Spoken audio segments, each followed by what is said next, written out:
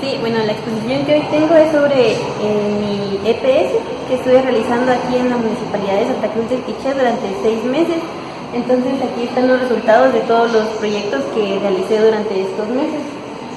Digamos, está aquí lo que es el proyecto del balneario Paquitá, está lo que es el proyecto de un parque municipal y un parque infantil que se ubican en el terreno de los tanques al final de la zona 2.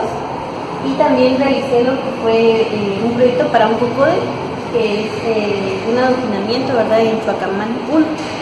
Y también lo que es la extensión universitaria en Santa María Neva, lo que es un módulo de aulas y un módulo administrativo. Pues lo que nosotros realizamos con mi compañero de ingeniería fue realizar las topografías de los lugares para poder tener una idea, ¿verdad?, de cómo diseñar todos los espacios que pues, son necesarios en Santa Cruz del Quiché. El mensaje sería de que le echen ganas, ¿verdad?, y que sigan adelante y que pues traten de tener una visión a futuro, ¿verdad?, de lo que puede ser el municipio, porque hay mucho potencial dentro del mismo.